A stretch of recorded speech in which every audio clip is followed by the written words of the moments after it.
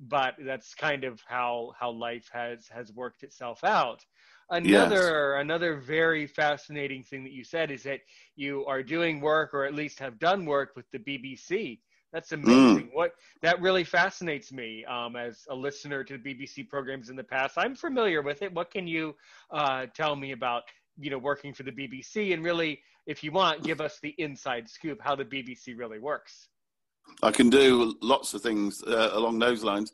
Just very quickly, I'll explain the recent history of equality legislation in the Sure, UK. go ahead. In 1995, we passed in this country something called the Disability Discrimination Act, which basically made it illegal to treat a disabled person less favourably than an able-bodied person, and required organisations to make reasonable adjustments. And initially, there was quite a lot of excitement in relation to this, because disabled people kind of thought, well, we finally got what we wanted. In 2010, the legislation was updated. But what has happened, I think, is that employers have learnt to fireproof themselves against claims. And what I mean by that is they have the processes in place which ostensibly seem to be fair and non-discriminatory. But in reality, disabled people in this country experience huge amounts of discrimination. I think it's something like only 53% of disabled people in this country are in employment. And actually, for the purposes of your podcast, I think only 25% of visually impaired people of working age. The same is true in the States, indeed. Yeah. And it's really, from my perspective, as a young person, I'll tell you, and please remember this knowledge. You can go back to this episode as much as you want, Tom. I'll tell you, as a young guy in the States, it can be very frustrating and very disheartening. And when you're someone who's young and has a disability and you have an education, and then someone says you still can't work even though you have an education, it's very, very, very frustrating.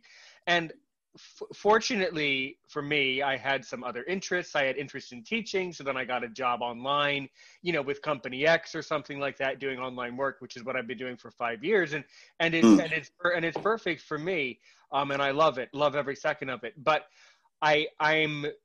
my greatest concern is that in 30 years we're going to have a situation where, like, a lot of blind people need help and they haven't worked their whole lives.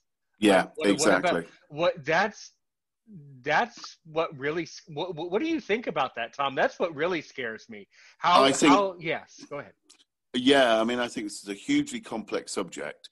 But in the UK, what happened is that blind children increasingly were sent to mainstream non-special schools. Good. Which on the face of it sounds great, and we all kind of support that.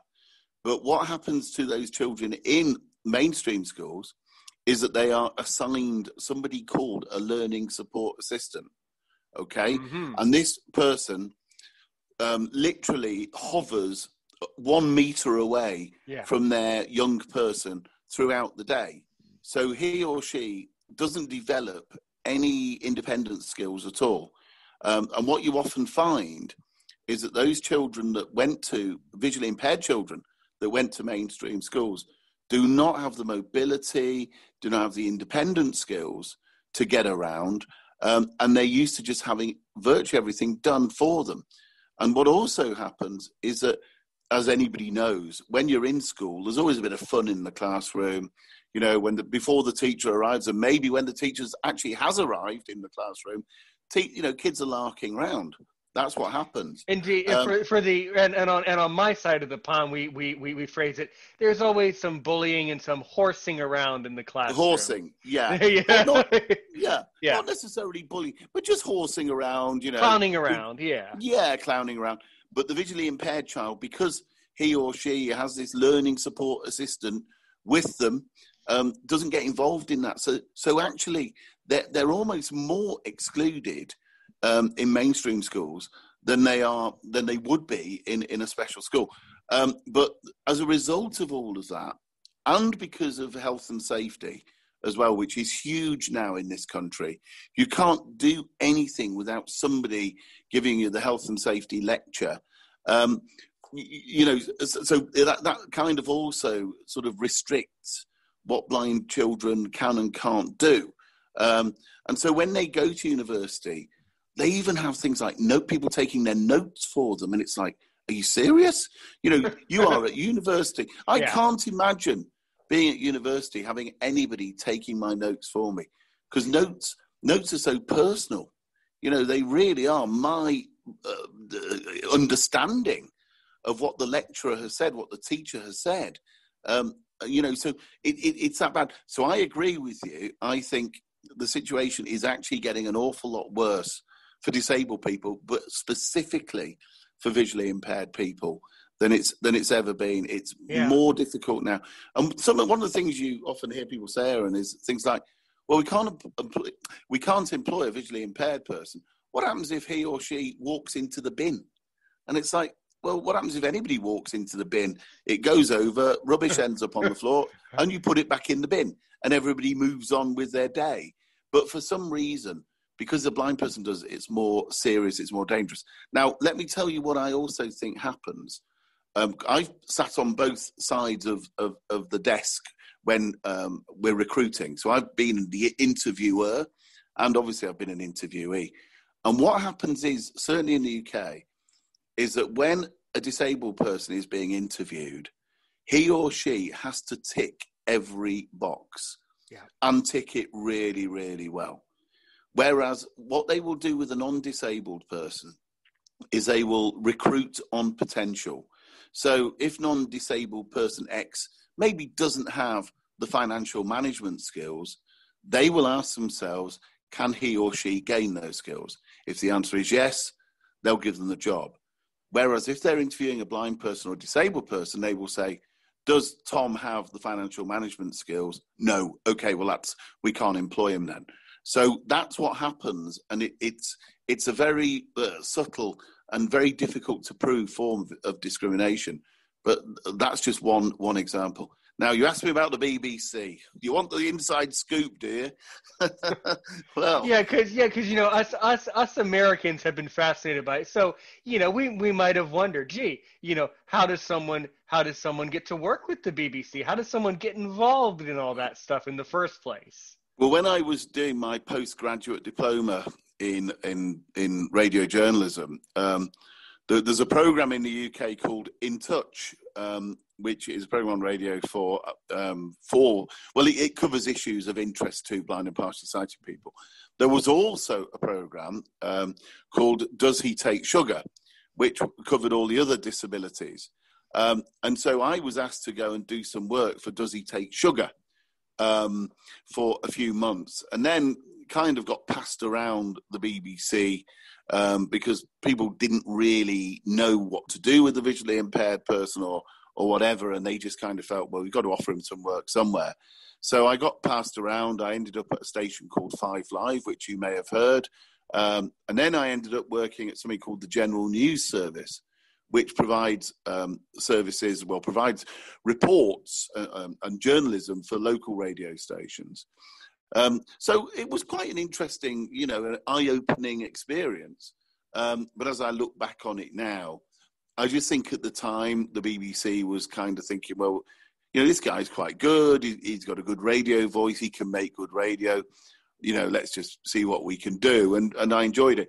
But getting full-time work with the BBC was impossible.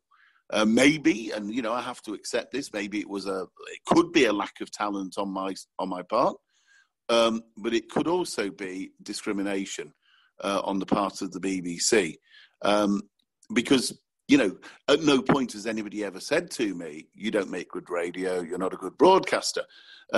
So what's the alternative?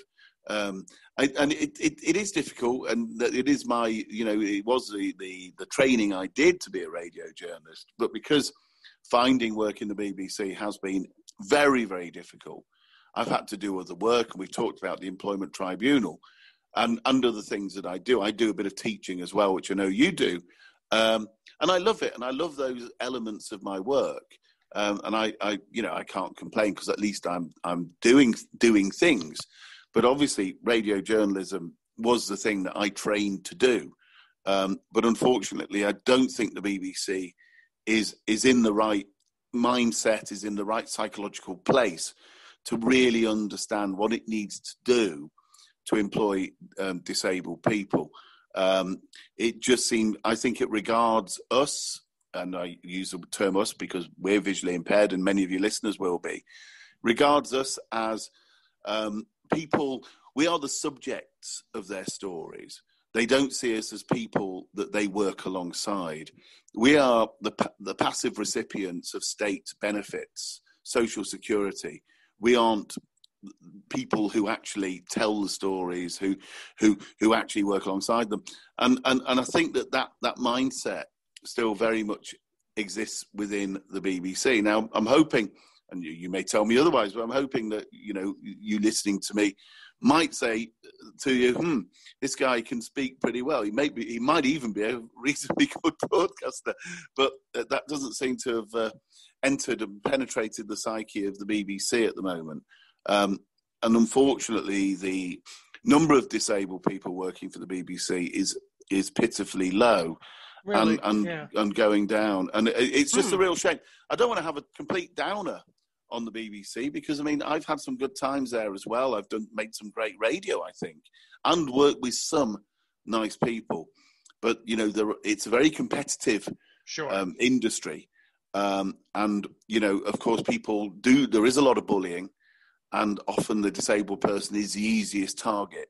And I will say to you quite openly, and I'm not easily bullied, by the way, as you may be able to tell. Yeah, but me neither. Yeah. But my personality can change very when it needs to. My personality can change in a 180. Yeah. Yeah, I've been the victim of some appalling bullying at the BBC. So really dreadful bullying, and you really wouldn't believe it if you were there. No, unfortunately, sadly, it's very sad for me to say this, but actually I do believe it. But I think it's also true that the BBC, like any other company, is an office, and any office has to have a bully. So that doesn't surprise me in the slightest that there would be those problems. It's a shame. Yeah. What does surprise me is that someone who has the functioning skills and the supposed intellect to work at the BBC would be enough of, pardon the French, enough of a jackass to spend their time bullying someone else who's disabled. That's the real problem. But it doesn't really surprise me. I think you have people like that. Yeah. Sorry, Aaron. I think what happens is, what I think happens is when people feel threatened, and in the instance, the experience I had, I was working at a station in the northwest of England, radio station there, and I, freely admit I've got very good political knowledge, and generally quite good general knowledge. I'm not an expert or wouldn't win any competitions, but I'm pretty well informed. I read quite a lot. And I can retain a fair bit. I can remember stuff.